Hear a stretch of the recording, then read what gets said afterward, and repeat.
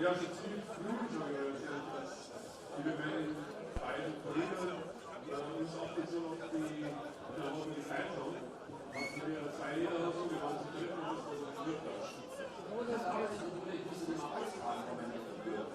Ja, das ging ja grundsätzlich auch so, aber ich war schnell der Größte oder der Nächste. Also ich habe immer das Glück, dass ich manchmal was Neues treffe.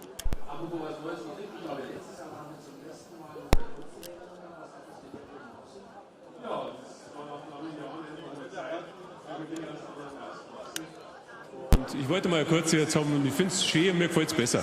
Und ist es noch die vom letzten Jahr, weil Sie gerade gesagt haben, ausgewachsen, Sie hatten ja stark abgenommen. Das ist ja dann ein gefährliches Spiel, wenn die Hose so knapp ist, dass die dem nächsten dann immer noch was. Es ist die gleiche, aber nicht dieselbe. Alles klar. Jetzt haben wir die erste Lederhosen als Kindheit schon Erinnerung. Wie ist es eigentlich, wie haben Sie als Kind das Oktoberfest und vor allem auch diesen Platz, die Theresienwiese, empfunden und erlebt? Sie sind ja viel unterwegs gewesen hier. Naja, wir haben ja hier oberhalb der Theresienwiese gewohnt mit meinen Eltern. Und mein Schulweg ging quasi jeden Tag quer über die Theresienwiese. Ich war nämlich in der städtischen Stielerschule, in der Grundschule, durfte also jeden Tag über die Wiesen gehen.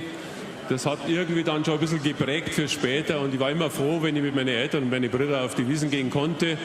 Damals war es noch nicht so einfach, aber wie gesagt, es war schön und deswegen habe ich einen sehr direkten Bezug zur Wiesen. Und als Sie noch kein Politiker waren, das Anzapfen, wie haben Sie das verfolgt? Haben Sie vielleicht das im Fernsehen sich angeschaut oder haben Sie es im Hörfunk auf Bayern 1, die Live-Übertragung gehört und sich dann gedacht, das mag ich auch eines Tages mal machen? Nein, das glaube ich, hat einmal ein Vorgänger von mir gesagt, dass er das schon als 8-Jähriger gewusst hat. Also bei mir war es nicht so. Ich habe das im Fernsehen mit meinen Eltern eigentlich immer angeschaut. Und dass ich das mal selber machen darf, habe ich mir tatsächlich bis vor mindestens 10 Jahren nicht vorstellen können. Heute zum 6. Mal da, im Grunde genommen schon ein Routinier. Dennoch, ich glaube, die Anspannung, der Druck sind da. Können Sie eigentlich dann so eine Kutschenfahrt wie eben aus der Innenstadt hierher bei dem schönen Wetter genießen? Oder sind Sie da schon so konzentriert und so angespannt, dass Sie es gar nicht so richtig mitkriegen? Nein, überhaupt nicht. Es war wunderbar. Es war das schönste Wetter jedenfalls der letzten 10 Jahre, seit ich da Kutsche fahren darf. Unglaublich viel gut gelaunte Münchner Gäste am Straßenrand. Das kann man wirklich genießen. Und so richtig beginnt die Anspannung so 30 Sekunden vor 12. Wir haben noch ein paar Minuten für Sie, 3 Minuten, 10 Sekunden. Haben Sie einen Talisman dabei, irgendeinen Glücksbringer? Nein, ich bin überhaupt nicht abergläubisch. Meine Frau ist dabei, das reicht.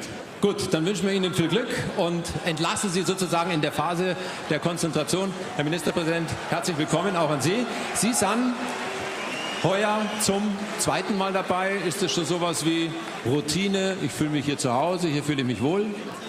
Also es ist zunächst, ich war gestern noch bei Koalitionsverhandlungen in Berlin und es hat sehr lang gedauert. Da habe ich gesagt, also bei aller Bedeutung von Koalitionsverhandlungen, Berlin war gestern die Hauptstadt von Deutschland, aber heute ist es München, weil es das bedeutendste Fest der Welt ist. Jetzt habe ich gerade mit dem Oberbürgermeister über die Kleidung gesprochen. Sie scheinen sich beim Outfit an Ihren Vorgängern zu orientieren. Also Stoiber, auch Beckstein, Seehofer, alle im Trachtenanzug. Sie auch? Warum? Ja, was sonst? Lederhosen. Ja, habe ich auch. Steht mir auch gut. Aber heute haben wir uns halt so angezogen. Heute ist ja der eigentliche Star des Tages, ist ja das Bier. Ja? Und ehrlicherweise muss ich dem sagen, ich drücke auch dem OB wirklich kräftig die Daumen, weil er kann anzapfen. Er hat es auch, glaube ich, nochmal geübt die letzten Wochen. Und ich wünsche ihm und uns allen einfach, dass wir nicht nur gut anzapfen, sondern dass wir ein Fest der Freude haben, friedliche Wiesen und dass von diesem Fest ein Signal des Miteinanders in die ganze Welt ausgeht. So soll es sein. Und die Frage ist, ganz egal in welchem Outfit, Sie sind ja bekannt als Verkleidungskünstler, wenn Sie mal über die Wiesen gehen könnten, ohne erkannt zu werden, wo würden Sie hingehen? Ja, hierher, das ist ja das schönste Zelt, oder? Und irgendwelche Fahrgeschäfte? Sie sind ja ein Macher in der Politik, sind Sie auch ein Macher auf dem Oktoberfest, Fünferlooping oder so? Ja, also bei den Fahrgeschäften, da bin ich über die Zeit. Also das sollen andere machen. Vor allem, wenn man was Gescheites gegessen hat, dann ist hinterher das Fahren nicht so meins. Das überlasse ich gern lieber anderen. Ich fahre genug während der Woche Achterbahn und habe auch manche Geisterfahrt während der Woche. Insofern bleibe ich dann lieber im Zelt. Das ist besser. Also wir könnten uns da verabreden, dass wir nächstes Jahr uns hier in der Lederhosen wieder treffen.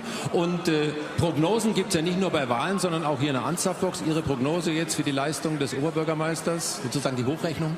Also wir beide ziehen uns nächstes Jahr komplett besser an. Das verabreden wir. Und der Oberbürgermeister, wie viele Schläge er braucht? 2 bis 3. Also mehr braucht er. Einen, glaube ich, macht er nicht, weil er sich nicht ganz sicher ist, ob es dann rausspringt.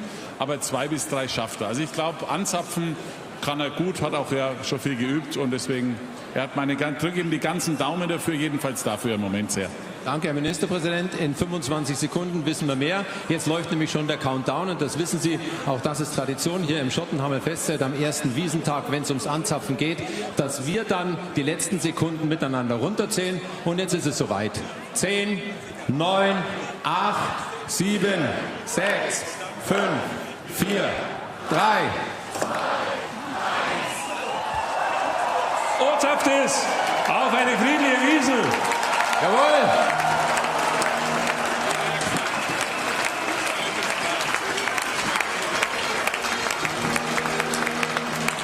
Also wir können uns von allen Prognosen verabschieden. Jetzt ist es amtlich.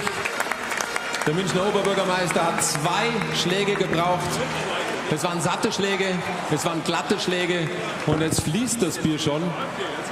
Und die rechte Hand hier in der Anzapfbox ist ja der Helmut Huber, der dem Oberbürgermeister auch immer assistiert und das Anzapfen auch beigebracht hat.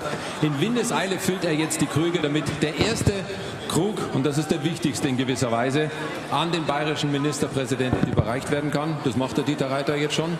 Er versorgt seine Gäste mit dem ersten Bier auf eine friedliche Wiesn 2019. Prost!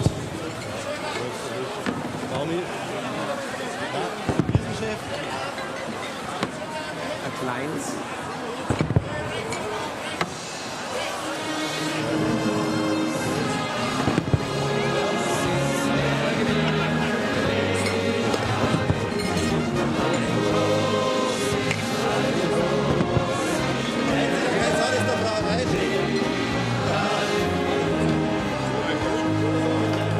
Und jetzt geht es ja natürlich nur noch um die Frage, wann kriegt ihr euer Bier, wann haben alle Gäste hier im Schottenhamel ein Bier.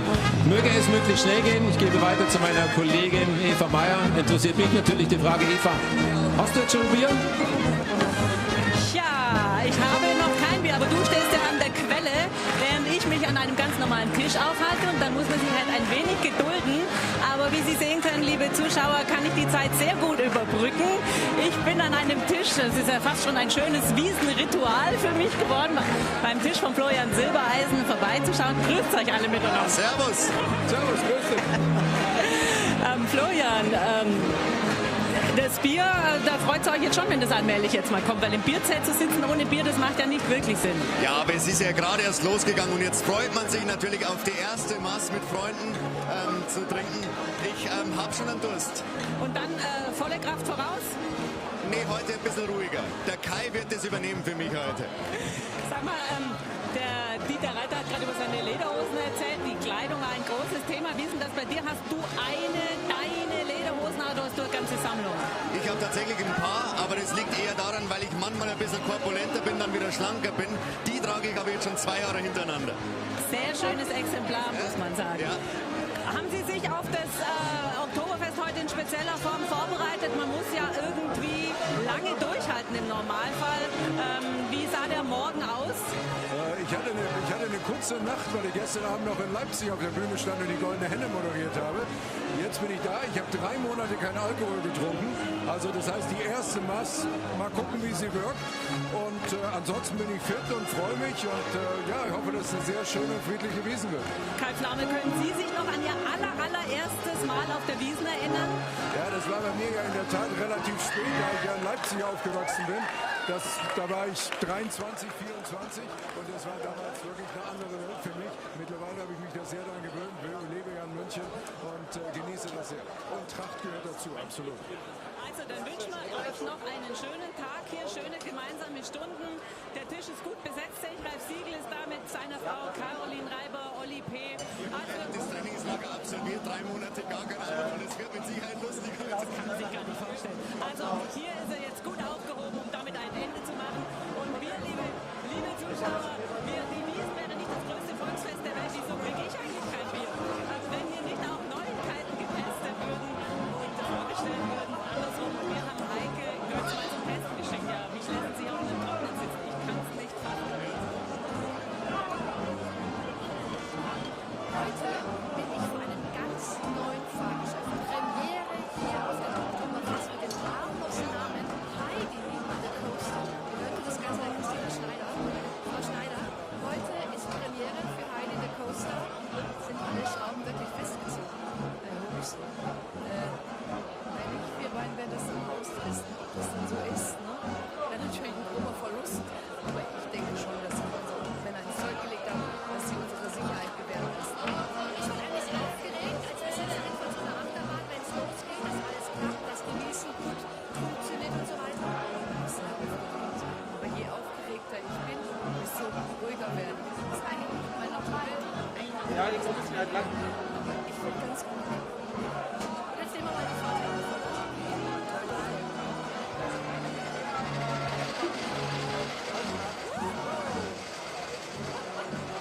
Noch Live-Foto? Das hat am Anfang ein bisschen was von der Maus. Gilt als Familienbahn. Kann ich mich jetzt bestätigen. Und gleich geht's los.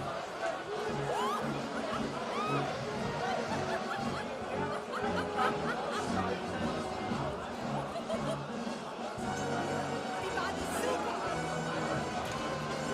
Erst ganz harmlos, ein bisschen scheinheilig. Und dann wirbelst den Wagen durcheinander. Also, mein Fazit, super Bahn, perfekt für Familien. Am Anfang wirklich ganz harmlos und dann rauf, runter, zacki, zacki. Lohnt sich und man kann trotzdem schon ein bisschen was gegessen und getrunken. Top-Empfehlung. Zu jedem gescheiten Riesenbummel gehört natürlich ein schönes Erinnerungsfoto.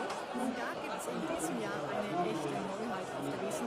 Be Marilyn von Raoul Lechner. Herr Lechner, geht für Sie ein Traum in Erfüllung, hier auf der Wiesn zu sein? Ja, unbedingt. Das war jetzt einer meiner Träume sozusagen, um das auf der Wiesn zu kommen. Und wir haben es endlich geschafft, um da zu sein. Wir freuen uns schon auf die Teilnehmer, die uns dann ausprobieren werden. Okay, ich bin gespannt. Das müssen wir jetzt mal